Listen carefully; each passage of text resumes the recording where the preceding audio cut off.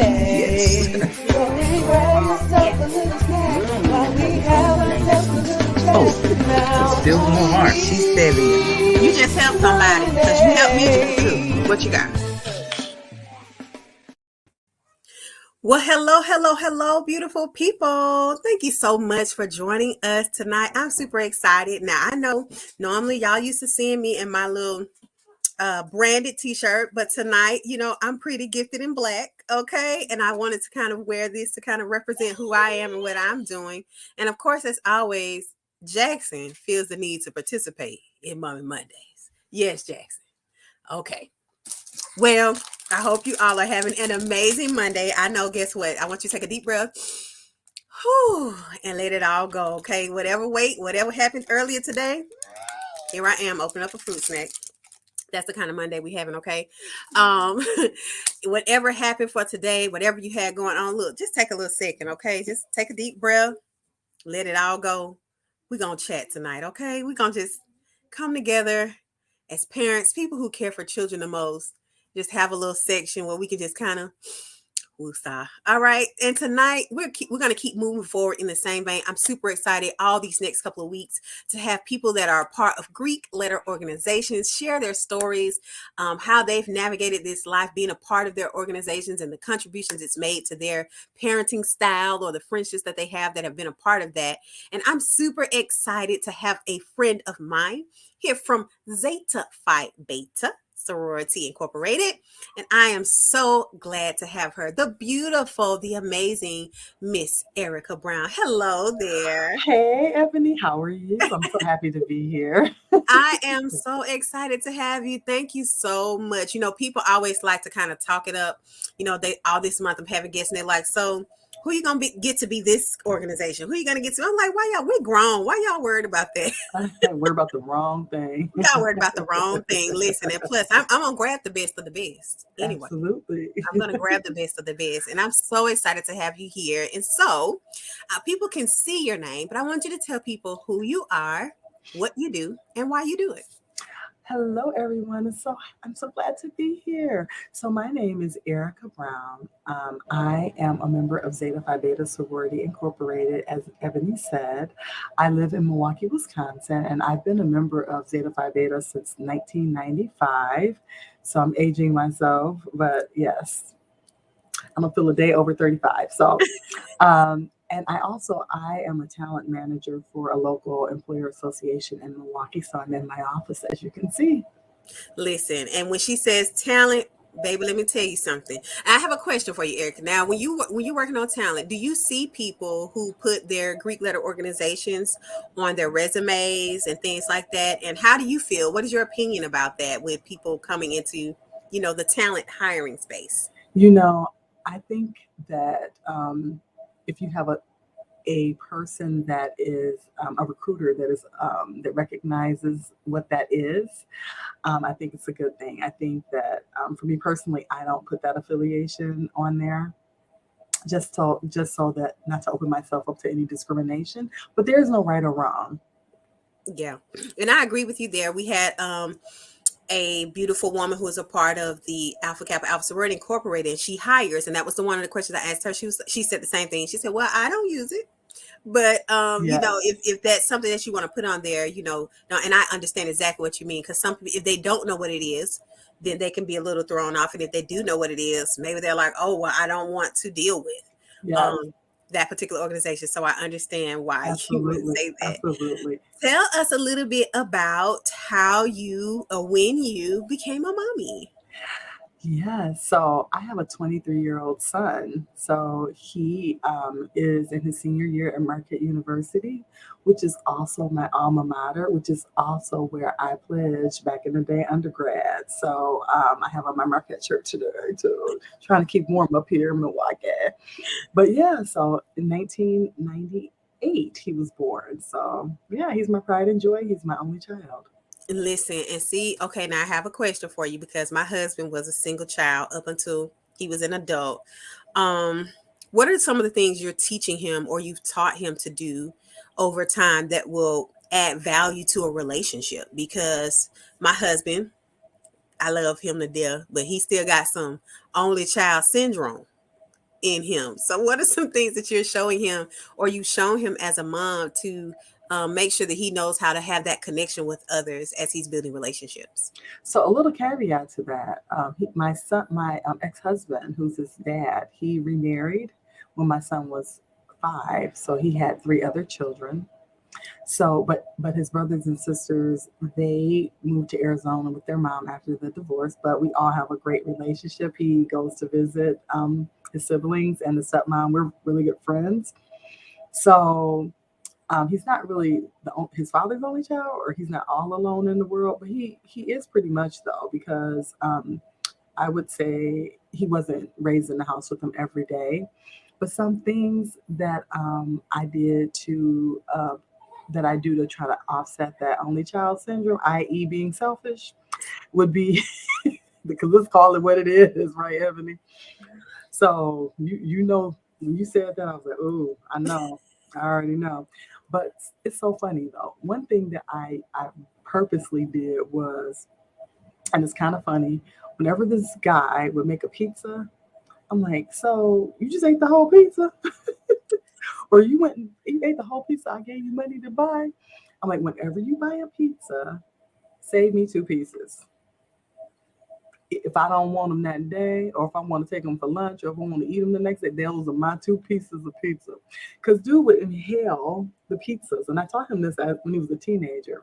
So either you need to make another pizza, or but you need to. I need to get 2 out of this first one. So that's one thing I did, and then I just try to keep him honest because I tell him, you know, I already know you don't have to tell me like if I'm trying to, put him back on the right path or correct this grown person.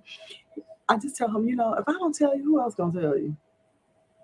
Or I'm Right. telling you something because I love you. So you Right. know, he checks himself. He checks himself at that point. And I think that's a beautiful thing. Just remind, especially when you said about reminding about the pizza. I mean, because everybody has their thing, right? Leave me some, save me some. And my biggest phrase I used to say when we first got married was like, "Don't choose for me."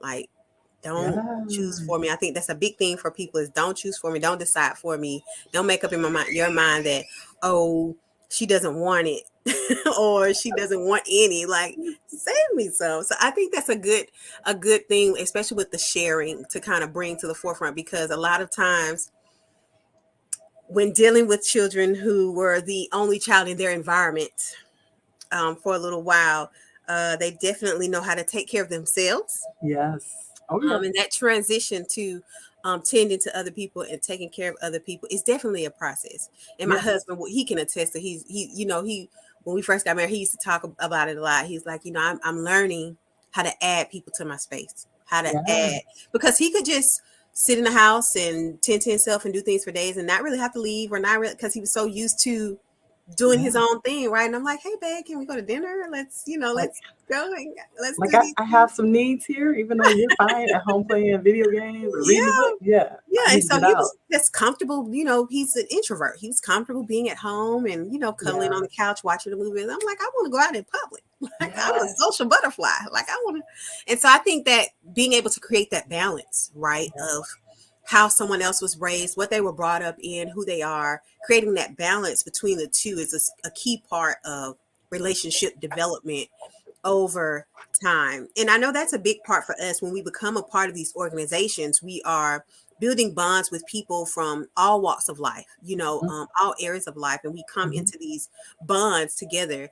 Talk a little bit about some of your closest relationships that you have with some of your sorority sisters and how those developed over time to where you are now. Wow. Well, I am active still in my graduate chapter. And I wasn't always active after graduation, but I've been active for the past 5 years consistently and a little off and on, like as my son was growing up. So, number one, that did teach him the importance of having those bonds and relationships because he saw that's like a lot, like those friends have been lifelong friends and they get to know him and they talk to him and they hold him accountable or they tell me I saw E out on campus or I see E out and about. So and well Milwaukee's kind of small, so we call it small walkie. So my friends will say People like, Mom, I saw one of your friends at Marquette. They told me to say hi. I'm like, well, who was it? Oh, I don't know. It's too many of them. I'm like, I'm gonna need you to catch a name. Communication. That's one thing. But another thing is like, I would say like those are the people that we get together. We do trips, girl trips, or we have girl days, or we have spa days. But those are also the people that I would bounce ideas off of, like with regard to like some rearing my son. Because some of us have children that are the same age, and some are younger. Some of my friends are grandmothers, new grandmothers. So just like being able to have people to bounce ideas off of, like how to handle different situations, how to handle dating, or whatever it may be. We talk about the gamut, but so it's I can say so much about my friends, my friends. And I think those bonds are so beautiful because, when we come together, I don't initially when we come together and we meet, I don't think we realize how long. Some people may not understand that when you become a part of an NPHC organization, that it's a lifelong experience, whether active or inactive. It's a lifelong experience, and you create these bonds with people. Because I know I was inactive for a very long period of time, just with being in the military and family and all these things, and I still had those bonds with my line sisters, with other people who are a part of the organization that I've connected with over time through events and things like that. And you just there's this common thread. And I mean, like, even if because there have been places where I've been the only person who's looked like me, um and then I find that one other person in the room who looked like me, and it's been times where that person has been a Delta, they've been a Zeta, they've been an SG Row, and I'm just like, hey, You get hey, me, you get me. Hey, girl. right, hey, it doesn't matter to me. And so, what kind of bonds do you have like across organizations? I know because I have several friends that are part of different organizations. Talk a little bit about the bonds you've created with people that are a part of different organizations. Oh, definitely. So it's funny because, like, for my chapter, I'm the representative for MPHC for our chapter. So I've been involved with that too, off and on. I'm like longer than I planned on it. Now that I'm talking about it, but so anyway, so that by being a part of MPHC, I've gotten to establish bonds with people from different organizations. And since Milwaukee is small Milwaukee, I went to college with a lot of these people that we've all grew up together. We may have gone elementary to middle school to high school to college. And so these are people that I've had lifelong relationships. To this day I can call and say, hey, my son needs an internship. You know anybody? You know anything? Do you have anything in your department? So these bonds and these relationships, they are important, and they also can like translate over to your children. So it's important to treat people how you want to be treated. Yes. So And I think, the other thing is that another reason I'm glad you're here too is because, a lot of times people are focused on young parents and the relationships that those young parents has. But I think when you share that your son is 23, that there's a space for parents that have children in college, they have children who are starting their own families and things like that, where there's questions and things that people want to share around having adult children. So what's one or two things that you would share to a parent with adult children, maybe if it's not advice, maybe a tip, about tending to or caring for or adding value to or listening to your adult children?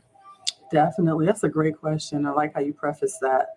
So the first thing I would say, tip I would give is, so after I got divorced, my parents, my father owned a house, like maybe a house in between. So I lived like there was one house in between me and my parents, and I was like, nah, bro, I don't know, that's kind of close. I like my 20-minute space, and I was like, well, if I move over there, y'all can't just be busting in. I'm gonna need you to ring the doorbell, and I'm paying rent.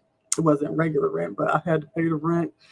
And so it ended up being a great relationship. So their purpose in asking me to come over there when he was about 6 or 7 years old, was to just help me co-parent. so like that, even though like my ex-husband had remarried, had his own family, he still had a relationship with my son.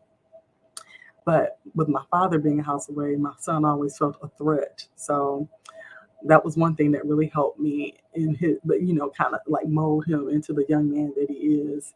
The one thing. Second thing is like all I know is boys because I only have one boy, but I had cousins that also have boys, and so we called them the prophets. They all have biblical names. So we have Elijah, Isaiah, David, Daniel, and Joshua. So they're all around the same age, which is so beautiful. So we would get the boys together. So going back to the thing that I did, I always made sure that he was active in like sports. So that meant that I would have to take him to soccer practice. I'd have to take him to karate, or I'd take him to go to his cross country events or his track events and things like that. He played baseball too. And so just, you kind of have to explore with them as they're growing to see what their bent is naturally towards. That was one thing. Keep him physically engaged. I made sure that he went to vacation Bible school in the summer times. I felt like him having a relationship with the Lord needed to be cultivated early, and then we prayed together. So he prayed over his Cheetos. Dear Lord, thank you for this food. I'm like, you're praying over Cheetos.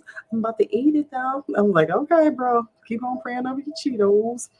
That was one thing. Another thing. And then I also made sure, because my father was a lover of music, he made sure that he bought all of his grandchildren their first instruments.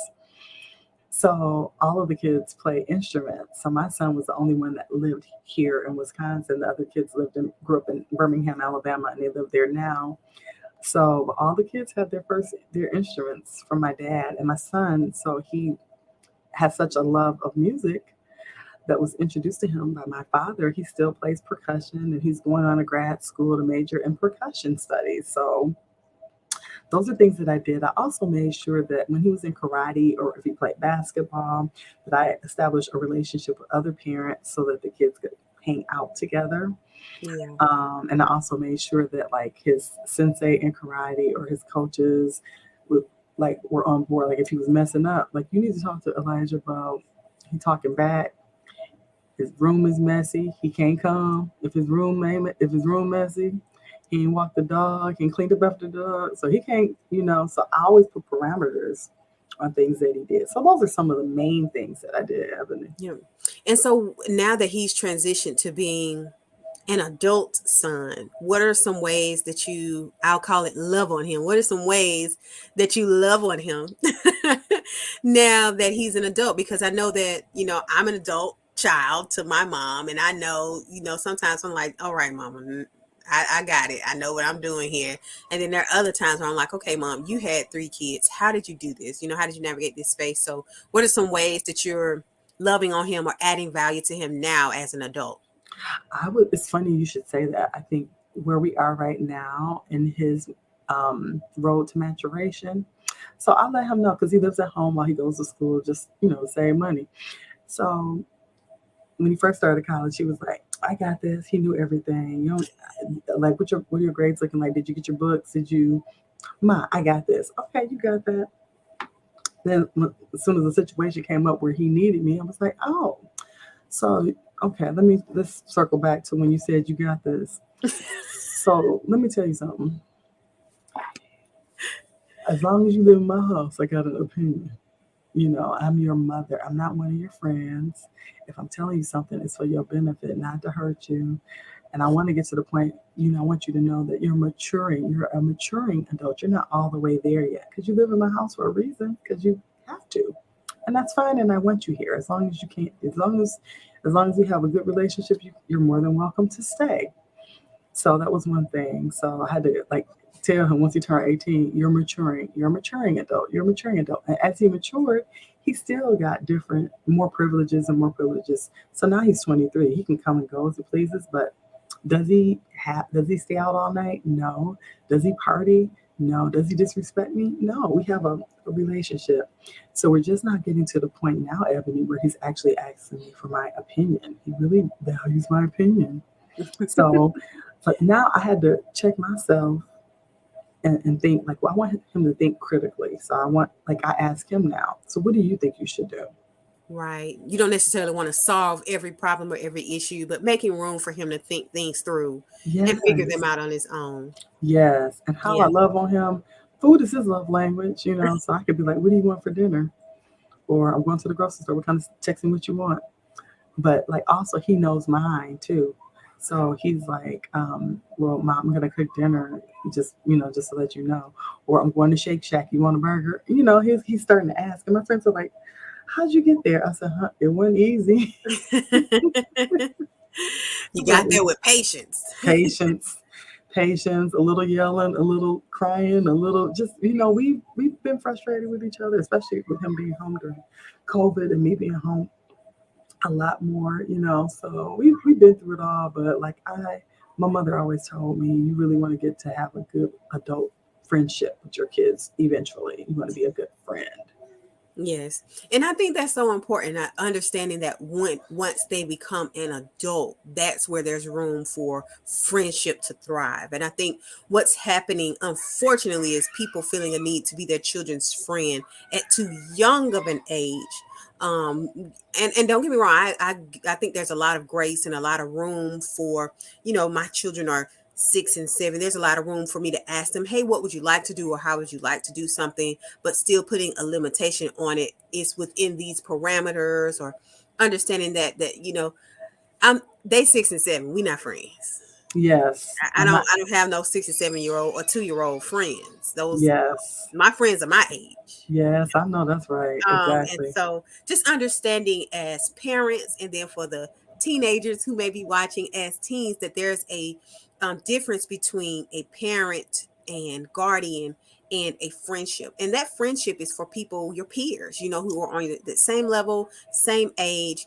But your parents or your guardian's job is to tend to you and care for you in a way that adds value to your life, allows you to grow and learn and develop some thinking skills, some conflict resolution skills, over time. And if you feel like that's not what your parent is doing, I think the other thing we have to learn, because I had to learn this once I became an adult child as well, how to approach my parents with things or with issues. I couldn't just go to my mom, look, you getting on my nerves. It's no, no, no, no, no, no, no, no. You trying to get knocked out. No.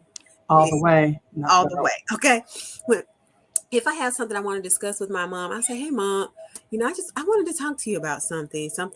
Yeah, I'm going to tell you about this, and you tell me what you think about it or how you feel about it, especially when it came to me having children and parenting my children and not raising my kids the way I was raised, you know? Um, and she says it sometimes. She says, yeah, I try not to say nothing because you and Cedric raised y'all kids different than I raised y'all. And so, yes. that's Yes. her way of throwing it in there to make sure she know that I know that Yes. she know that we raising our kids different. Yes. But we've come to a common space for her to respect that, even with the point where when we would leave them with her, she'd watch them for us. Hey, ma, I just want you to understand we don't give our children whoopings.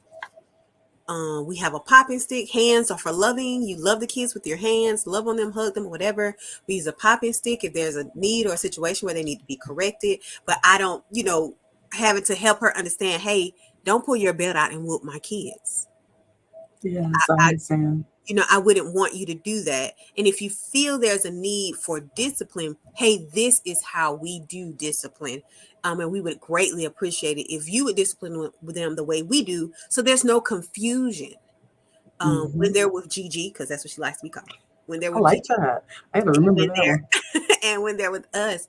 And she, at first she was like, I don't understand it. If something's wrong, but then over time she's like, okay, you know what? I get it. I see. My children are very intelligent, very smart, very.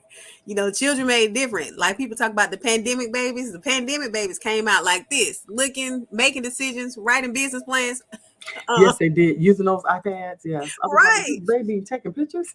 Right. And so I think it was beautiful for her to open up and for us to just come to a common ground and say, all right, cool. We're going to raise these kids. I'm going to help you guys raise these kids, and we're going to do it this way. This is what it's going to look like. And so I'm so glad you mentioned that, just about the way, you brought him up and the way you attended to him now as an adult, because I think adult children, Erica's here talking about her son, guys. But some of you guys watching are adult children, and you have strained relationships with your parents because of the way you speak with them too. So be open to that Yes. correction, those of you tuning in, Yes. Correction. because we only get one set of parents, right? And Yes. I'm very grateful for my mother, and I wouldn't want to spend a long period of time focusing on the negative when I can find common ground and be able to move forward in a relationship with my mother. And so, okay, we only have a few minutes left. And so, before we go, I would love for you to share. We talked a lot about bonds and relationships and parenting and Tenny, we've talked about so many things. But one of the things I wanted to talk about before we left is the idea of community, because we are here, we're part of Greekletter organizations, but there's so many people who long to be a part of something. Um, and there's a negative end of the spectrum and a positive end of the spectrum. Many people decide they want to join gangs and things like that because they're longing for a community. And then the other end of the spectrum, some Greek organizations, people, they want to be a part of this type of community. And then, organizations within your state or local area to get involved. Those are ways for you to be a part of community. So talk a little bit, Erica, about it, what it looks like for us to be a part of something just in community. It doesn't have to be a Greekletter organization, but talk a little bit about how we can add value to our communities. Absolutely, Ebony. I would say, I think some ways, other ways that I get involved would be giving back to Marquette. I'm also the president of the Black Alumni Association. So, the main purpose of our Black Alumni Association at Marquette University is to raise funds for our scholarship for first generation college students. So that's something that we do and we promote heavily. So being a board member, I'm still active on campus with undergrads, grads, and different departments on campus. In addition to just getting involved um, I'm involved in in my local chapter of Kappa Beta Zeta, which is the grad chapter of Zeta. But also, like I'm the chair of our scholarship committee for that too, because I think it's that me being feeling like I'm a part and giving back would be like helping to raise those funds to bring awareness that sometimes first generation college students don't have the same type of support, familial support or community support, or even in the public school systems, like getting the support to get them into college, whether it's a 2-year or 4-year type of a situation. So I also volunteer in the community to help people that are reintegrating into society after being released from jail. I help them with their job skills, job seeking skills, helping them do resumes, helping them prepare for interviews. So, and also like our community that we built, how Ebony and I met was like through Clubhouse, through my local church, where Outreach and Bible Training Center through Pastor Melva and Women in Worship. So Ebony is my long distance friend in my head. So we're getting to know each other here. And so it's like through that community, she made a referral to me for an attorney to help with a family situation in Alabama. So, I mean, it's amazing. I just feel like you have to show yourself friendly, no matter where you are, whether I'm at work or if I'm like in the community, like on behalf of Zeta or on behalf of Marquette University or behalf of being a member of our Outreach and Bible Training Center. So I think community is where you make it, and when you show yourself friendly, you'll make friends wherever you go. That's so beautiful. If you show yourself friendly, you'll make Yes. friends wherever you go. Y'all heard it from Erica first. When you start seeing it on t-shirts and stuff, no, she said it. Okay. Let me write that down real quick. Right. Go ahead and write that down. So beautiful. Thank you so much, Erica. I'm so glad you're here. Before you go, if you want to share, usually what I like for people to do is share their 3 things. 3 things. If somebody missed the whole episode and they come just in on this part right here, what are 3 things you would like to? It could be about parenthood, it could be about your organization, community, marriage, relationship, whatever you want to share. Your 3 things that hey, I want people to know these 3 things. What are those? All right. I would say like something that we didn't even talk about would be like always be learning something and open-minded is number 1. Always try to see the positive in all situations and always be the light. Don't be afraid to shine because you are the light. Yes. That's it, Ebony. There is a light that Yes. shines Yes. special for you. me. I can't, who sing that? Common? Yes. There are times. Oh, I forgot you could sing. Oh, yeah, I forgot about that. I heard you singing that one morning. Oh, yes, I did. Well, I am so appreciative of you, Erika. Thank you so much for spending a little time with us tonight. Thank you for Listen, having I me. don't take it for granted. Listen, all of my adult parents out there, y'all reach out to Erika. She got some good advice for you. Listen, reach out to her if you need some advice about tending to your adult kids. And then to all my adult kids, go back and play this again. Yeah, okay. Go back and play this again. Make sure Yes. you get all the information you need. You're But not thank grown. you so You're not much. grown. Look at me. You're not grown. You're maturing if you're under Right. 21. You're not grown, you're maturing. You're maturing over time. Absolutely. So we're going to say our little closing. Well, let me not say little. We're going to say our closing prayer that we always say before we go. God, we thank you for your clarity of mind. Father, we thank you that our minds will think of you, our eyes will see you, our mouths will speak of you, our ears will hear you, our hearts will beat for you, the blood flowing through our veins will be for you, our hands will be lifted to worship you, and we will walk within the footsteps that you have designed. And anytime we lay down to rest, Lord God, that we will awaken, refresh, renew, and restore. And it's in Jesus' name that we do pray. Amen. Amen, Ebony. Listen, Thank you. I'm so glad you guys were here with us. This has been Mommy Mondays, and I'll see you guys next week. Bye-bye. Goodbye. I'm sure she could feel it. Yes. Oh, it's still in her heart. She's 7. You just help somebody.